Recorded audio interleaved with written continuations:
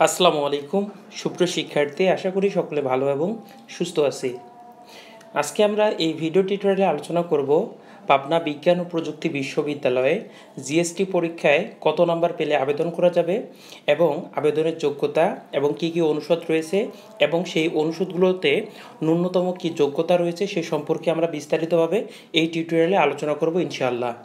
তুমি যদি এই চ্যানেলে নতুন হয়ে থাকো তাহলে চ্যানেলটি সাবস্ক্রাইব করে পাশে থাকা বেল আইকনটি প্রেস করে রাখো, যাতে করে নতুন ভিডিও আপলোড হওয়ার সাথে সাথে তোমার কাছে নোটিফিকেশন চলে আসে।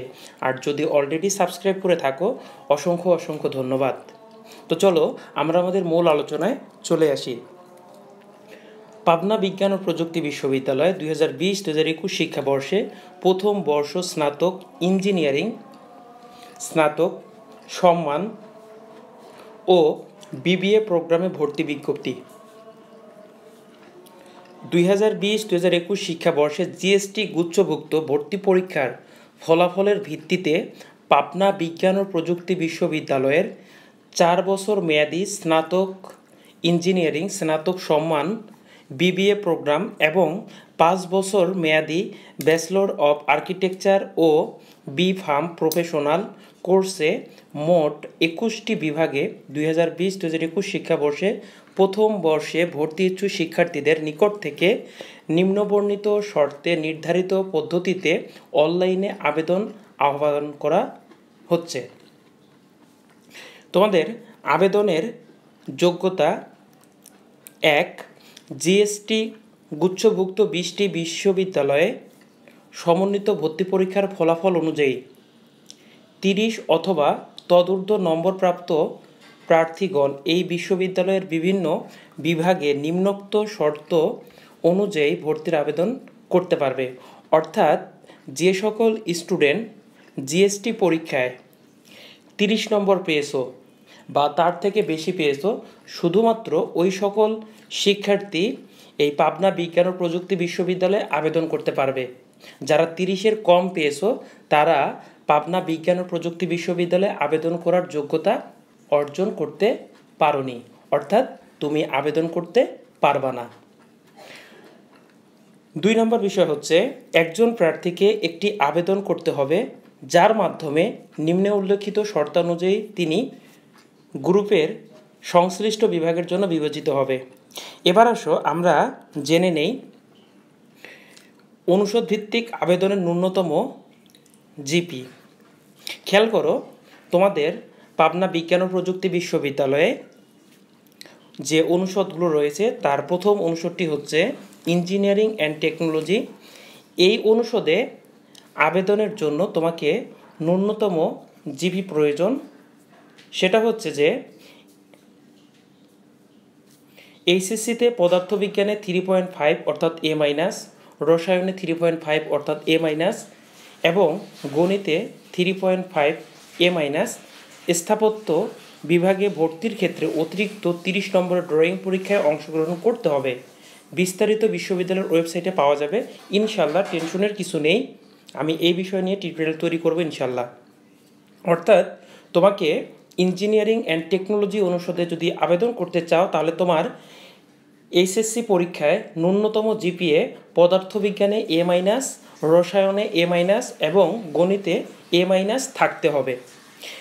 এরপরে হচ্ছে বিজ্ঞান অনুষদ।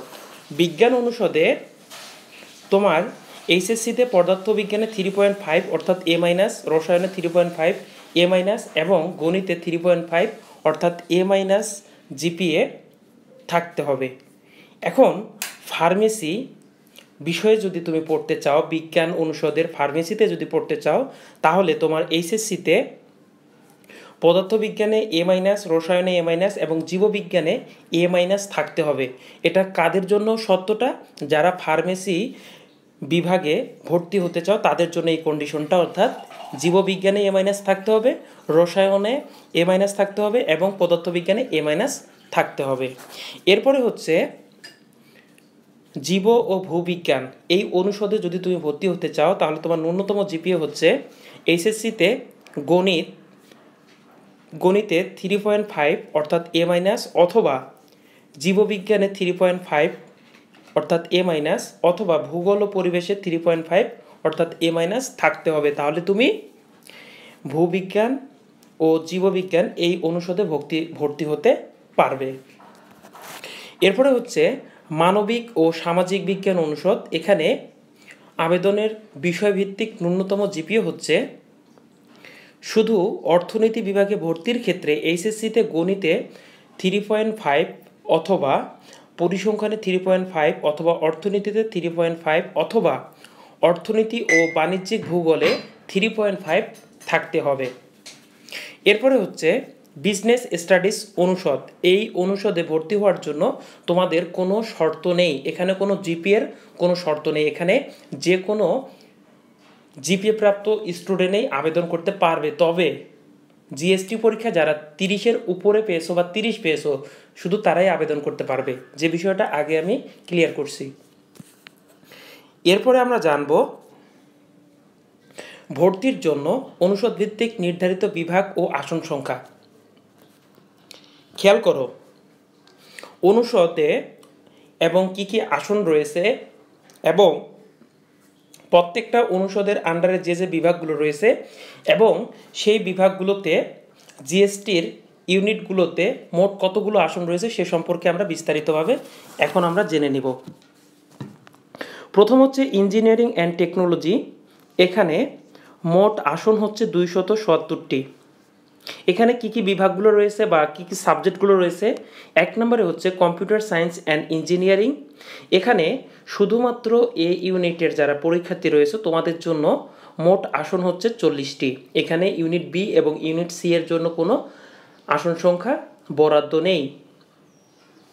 এরপর হচ্ছে 2 নম্বর হচ্ছে ইলেকট্রিক্যাল অ্যান্ড ইলেকট্রনিক ইঞ্জিনিয়ারিং। এখানে জিএসটি পরীক্ষার এই ইউনিটে আসন সংখ্যা হচ্ছে 40টি, অন্যান্য ক্ষেত্রে নাই, মোট হচ্ছে 40টি। এরপর হচ্ছে electrical electronic and communication engineering. এখানে জিএসটির এই ইউনিটে মোট আসন হচ্ছে 40টি। এরপরে হচ্ছে 4 number information and communication engineering. এখানে জিএসটির এই ইউনিটের জন্য 40টি আসন রয়েছে। 5 নম্বর হচ্ছে সিভিল ইঞ্জিনিয়ারিং। এখানে মোট আসন সংখ্যা হচ্ছে 40টি, শুধুমাত্র এই ইউনিটের পরীক্ষার্থীদের জন্য। এরপরে হচ্ছে 6 নম্বরে নগর ও অঞ্চল পরিকল্পনা। এখানে মোট জিএসটি এই ইউনিটের জন্য আসন রয়েছে 40টি। এরপর হচ্ছে স্থাপত্য 7 নম্বরে। এখানে জিএসটি এই ইউনিটের শিক্ষার্থীদের জন্য আসন রয়েছে শুধুমাত্র 30টি। এই হলো মোট ইঞ্জিনিয়ারিং অ্যান্ড টেকনোলজি অনুষদের 270টি আসনের পরিসংখ্যান। এখন আমরা জানব বিজ্ঞান অনুষদে মোট কতগুলো আসন রয়েছে। বিজ্ঞান অনুষদে মোট 210টা আসন রয়েছে। এখানে কি কি বিভাগ বা সাবজেক্ট রয়েছে? 1 নম্বর হচ্ছে গণিত। 1 নম্বর হচ্ছে কি গণিত। গণিতে যারা এই ইউনিটের পরীক্ষা দিয়েছো তোমাদের মোট আসন সংখ্যা হচ্ছে 50টি, অর্থাৎ জিএসটি পরীক্ষা এই ইউনিটে যারা পরীক্ষার্থী রয়েছে তাদের গণিত বিষয়ের জন্য আসন হচ্ছে 50টি। এরপরে 2 নম্বর হচ্ছে পদার্থ বিজ্ঞান অর্থাৎ ফিজিক্স। এখানে জিএসটি পরীক্ষা এই ইউনিটের শিক্ষার্থীদের জন্য আসন রয়েছে 40টি। 3 নম্বর হচ্ছে ফার্মেসি। ফার্মেসিতে জিএসটি এই ইউনিটের জন্য আসন রয়েছে 40টি, রসায়নের জন্য রয়েছে 40টি, পরিসংখ্যানের জন্য রয়েছে 40টি। এই হলো মোট 210টি বিজ্ঞান অনুষদের জন্য বরাদ্দকৃত আসন সংখ্যা। এখন আমরা জানব মানবিক ও সামাজিক বিজ্ঞান অনুষদ সম্পর্কে। মানবিক ও সামাজিক বিজ্ঞান অনুষদে মোট আসন সংখ্যা হচ্ছে 300টি। এখানে কি কি বিভাগ রয়েছে বা সাবজেক্ট রয়েছে? 1 নম্বর হচ্ছে অর্থনীতি।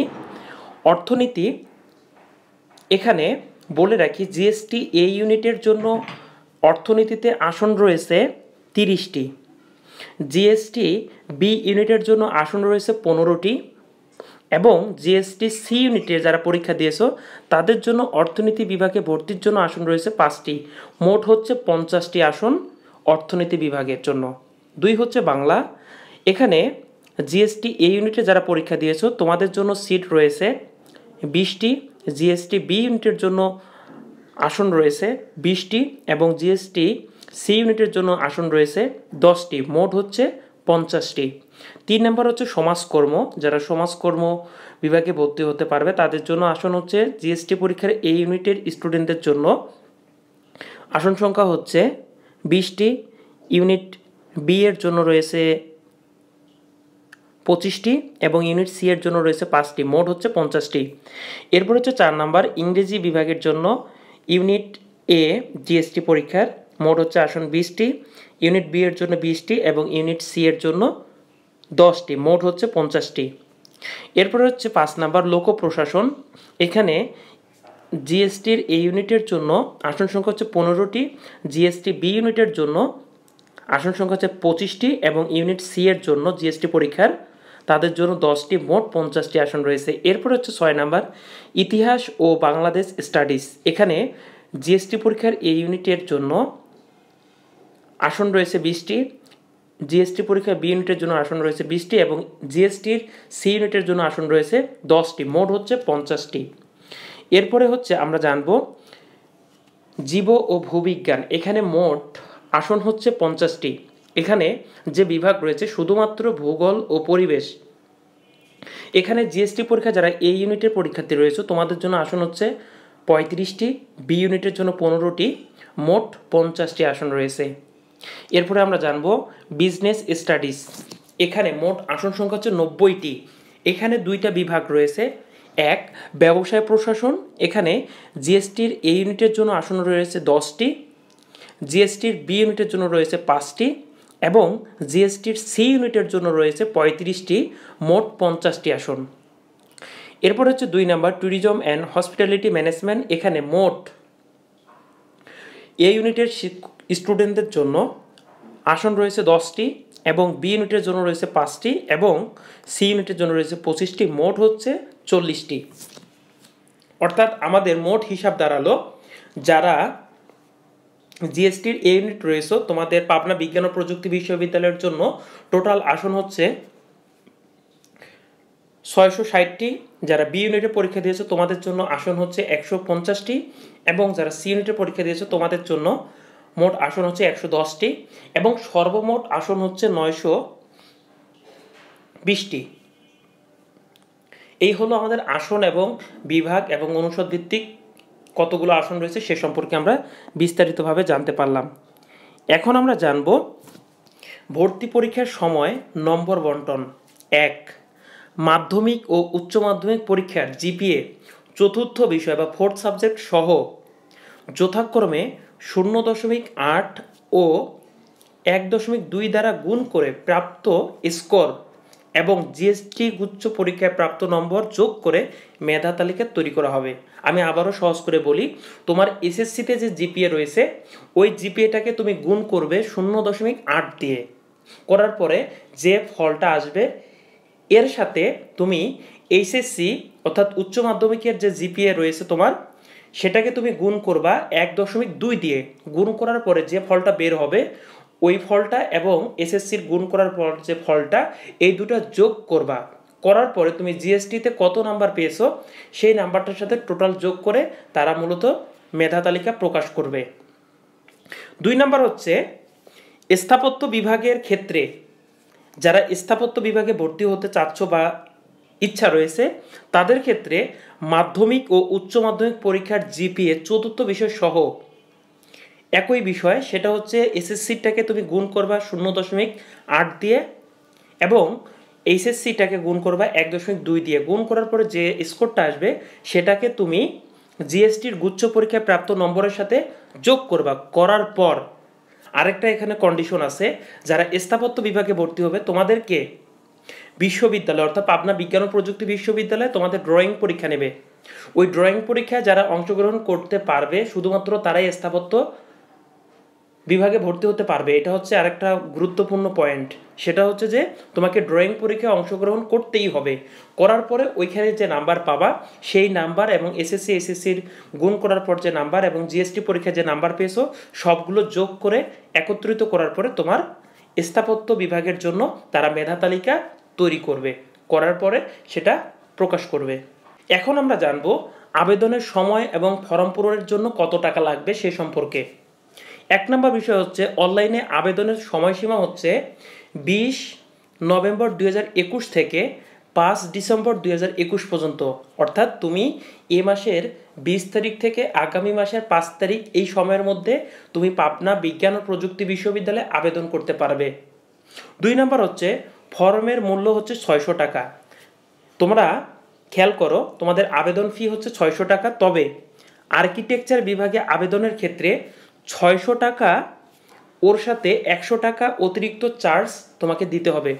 শুধু যারা আর্কিটেকচার বিভাগে ভর্তি হওয়ার জন্য আবেদন করবে তাদের জন্য 700 টাকা মোট দিতে হবে।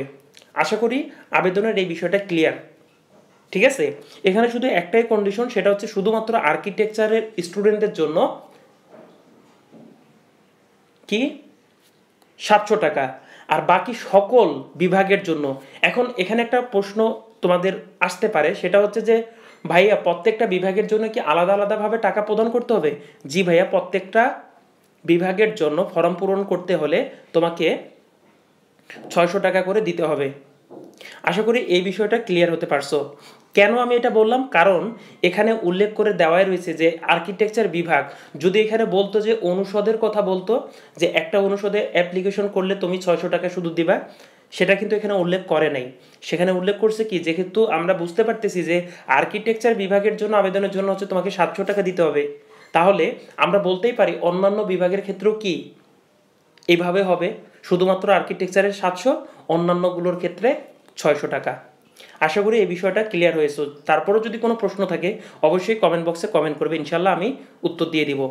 এরপরে হচ্ছে আবেদনের নিয়মাবলী। টেনশনের কিছু নাই, কিভাবে তোমাকে আবেদন করতে হবে আমি এই বিষয় নিয়ে ভিডিও তৈরি করব। তাই চ্যানেলটি সাবস্ক্রাইব করে না থাকলে চ্যানেলটি সাবস্ক্রাইব করে রাখো, যাতে করে আমি ওই ভিডিওটা আপলোড করার সাথে সাথে তোমার কাছে নোটিফিকেশন চলে আসে। তো তবুও আমি বলে রাখি আবেদনের নিয়মাবলীগুলো হচ্ছে কি। 1 নম্বর কাজ, অনলাইনে admission2021.pust.ac.bd এর মাধ্যমে সংশ্লিষ্ট তথ্য প্রদানপূর্বক আবেদন করতে হবে। অর্থাৎ তুমি এই ওয়েবসাইটে যাওয়ার পরে তোমার যদি ইনফরমেশনগুলো দাও তাহলে তুমি আবেদন করতে পারবে। ঠিক আছে, এখানে 2 নম্বর বিষয়টা হচ্ছে ফি জমাদানের পদ্ধতি বিশ্ববিদ্যালয়ের ওয়েবসাইটে জানিয়ে দেওয়া হবে। কিভাবে তুমি তোমার অ্যামাউন্টটা পেমেন্ট করবে সে সম্পর্কে আমি আলোচনা করব এবং ভিডিও আপলোড করব ইনশাল্লাহ।